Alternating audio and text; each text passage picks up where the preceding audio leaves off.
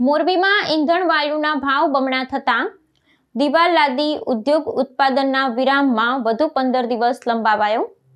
રાજ્ય સરકાર પાસે કરવેરામાં રાહતની કરાઈ માંગ। મોરબીના લાદી ઉદ્યોગમાં પ્રવર્તમાન વિકટ પરિસ્થિતિને ધ્યાનમાં રાખી દિવાલ માટેની લાદીનું ઉત્પાદન કરતા એકમોની સંસ્થા દ્વારા કારખાનાઓમાં જાહેર કરાયેલો ઉત્પાદન વિરામ લંબાવવાનો મહત્વપૂર્ણ નિર્ણય લેવામાં આવ્યો છે। અગાઉ આ એકમોમાં 14મી એપ્રિલ સુધી ઉત્પાદન કાર્ય બંધ રાખવાની જાહેરાત કરવામાં આવી હતી।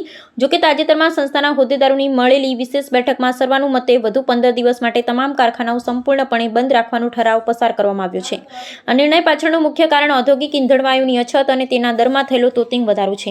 પ્રવર્તમાન કટોકટી વચ્ચે ઈંધણ વાયુના ભાવ બમણા કરતાં પણ વધુ થઈ જતા કારખાનેદારો માટે ઉત્પાદન ખર્ચ સરભર કરવો અત્યંત કઠિન બની ગયો છે। ઊંચા ઉત્પાદન ખર્ચને કારણે આર્થિક નુકસાનીમાંથી બચવા માટે ઉત્પાદકોએ પરિસ્થિતિ સામાન્ય ન થાય ત્યાં સુધી પોતાના ઔદ્યોગિક એકમો અસ્થાયી રૂપે બંધ રાખવાનો આકરો માર્ગ અપનાવ્યો છે। આ ગંભીર આર્થિક સમસ્યાના ઉકેલ માટે ઉદ્યોગકારોએ રાજ્ય સરકાર સમક્ષ મૂલ્યવર્ધિત કરવેરામાં રાહત આપવાની સઘન માંગણી કરી છે। સંસ્થાના અધ્યક્ષ નરેન્દ્રભાઈ સંઘાતે પોતાની પ્રતિક્રિયા આપતા સ્પષ્ટ કર્યું હતું કે જ્યાં સુધી સરકાર દ્વારા ઈંધણ વાયુ પરના કરવેરામાં યોગ્ય ઘટાડો કરી ઉદ્યોગને આર્થિક પીઠબળ પૂરું પાડવામાં નહીં આવે ત્યાં સુધી કારખાનાનું પુનઃ શરૂ કરવા શક્ય નથી। આ ઉત્પાદન વિરામ લંબાવવાને કારણે પ્રત્યક્ષ અને પરોક્ષ રીતે જોડાયેલા હજારો શ્રમિકોની રોજગારી પર પણ મોટું સંકટ તોડાઈ રહ્યું છે। ગુજરાત ગેસમાં છેલ્લે આપણે ફેબ્રુઆરીમાં જોઈએ તો 20 લાખ ક્યુબિક મીટર જેવું એમનું કન્ઝપ્શન હતું, એટલે 200 જેવા યુનિટો ગુજરાત ગેસમાં ચાલુ હતા અને બાકી પ્રોપેન એલપીજીમાં ચાલુ હતા। એમાંથી જોઈએ તો એમને જે 80% ગેસ મળી રહ્યો હતો એમાં અત્યારે સિરામિક ટાઇલ્સ બનાવતા અને સેનેટરીના ટોટલ મળીને 40 જેવા યુનિટ અત્યારે ચાલુ છે। અત્યારે ભાવ વધારો આવી રહ્યો છે, એમાં તો કેટલા ભાવ વધારો આવી રહ્યો છે, પહેલા કેટલો ભાવ હતો અને એની અસર અત્યારે ઉદ્યોગ ઉપર શું થઈ શકે છે? પહેલા 41.50 રૂપીસ હતો, આજના જે પ્રાઇસ આપણને મળ્યા છે 92 રૂપીસ મળ્યા છે અને એ યુએસડીમાં 94 રૂપીસના કેલ્ક્યુલેશન ઉપર છે।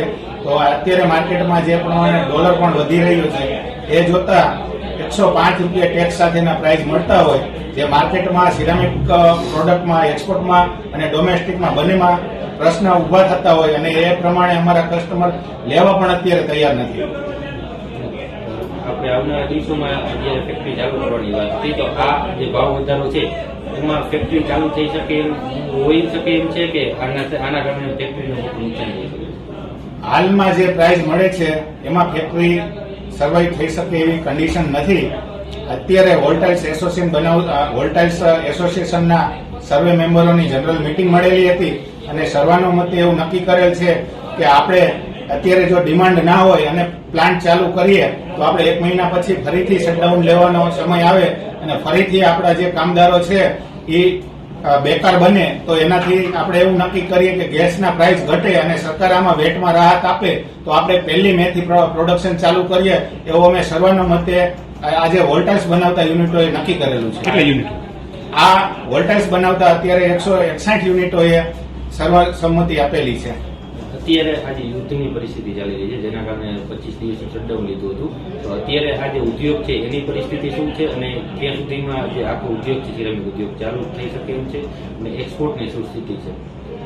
આમ જોઈએ તો ઉદ્યોગમાં તો બહુ નુકસાન હોય, કારણ કે એમને બેંકના હપ્તા ચાલુ હોય, શ્રમિકોના પ્રશ્ન હોય, ઉદ્યોગકારોને ઘણી બધી ઇન્ડસ્ટ્રી જે સોલાર પ્લાન્ટ પણ લગાવેલા છે એટલે એના પણ લોનના હપ્તા ચાલુ હોય, એટલે મંદીમાંથી જ આમ તો છેલ્લા ઘણા સમયથી આ સિરામિક ઉદ્યોગ સફર કરી રહ્યો હતો અને એમાં જ્યારે આ પરિસ્થિતિ આવી એટલે ઉદ્યોગોને ટૂંકા ગાળાનું તો નુકસાન છે પણ લાંબા ગાળે પણ ઘણું નુકસાન થવાનું છે। એક્સપોર્ટ માર્કેટની અંદર જે જીસીસી કન્ટ્રી છે એમાં આપણે 25% જેવું એક્સપોર્ટ થઈ રહ્યું હતું એ પણ હવે 2 વર્ષ સુધી આપણને એમાં શક્યતા બહુ દેખાતી નથી અને આપણો કોમ્પ્યુટર કન્ટ્રી ચાઇના છે એટલે એની સામે આપણી પ્રોડક્શન કોસ્ટ વધી જતી હોય, આપણને એક્સપોર્ટ માર્કેટમાં પણ મોટું નુકસાન જવાનું હાલ દેખાઈ રહ્યું છે। આપણે સાથે જે પ્રોપેન ગેસનો પણ વપરાશ થાય છે સિરામિક ઉદ્યોગમાં, તો એમની અત્યારે સ્થિતિ શું છે? સપ્લાય આપણને મળે છે કે કયા ભાવે મળે છે? હાલ પ્રોપેન અને એલપીજી એમનો સપ્લાય બંધ છે અને લાંબો સમય સુધી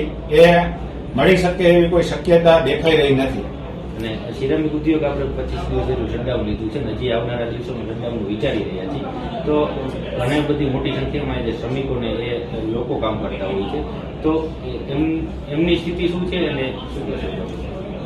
ઉદ્યોગોમાં 25 દિવસનું ઓલરેડી શટડાઉન હતું એ સમય દરમિયાન તો હજુ પણ ડિસ્પેચ અને મેન્ટેનન્સ જેવા કામો ચાલતા હતા, એટલે 50% ક્યાંક શ્રમિકો અને કારીગરો ફેક્ટરીની અંદર નોકરી માટે આવતા હોય, પણ જ્યારે હવે 1 મહિનાનું શટડાઉન આવી રહ્યું છે ત્યારે મોટા ભાગના લોકોને ઘરે બેસવું પડે એવું દેખાઈ રહ્યું છે, કારણ કે ફેક્ટરીઓ પણ 15 થી 25 દિવસની વચ્ચે એનું મેન્ટેનન્સ અને બીજા કામ પૂરા કરી લીધા હોય છે. ગેસના આ જે અસહ્ય જે ભાવ વધારો આવ્યો છે એ બાબતે આપણે ક્યાં સુધી રજૂઆત કરવામાં આવશે ને શું કરવા? મોરબી સિરામિક એસોસિએશન સાથે ગુજરાત ગેસ અને ગુજરાત સરકાર સંપર્કમાં છે. એમને પણ સસ્તો ગેસ મળી રહે એવા સરકાર પણ પ્રયત્ન કરી રહી છે.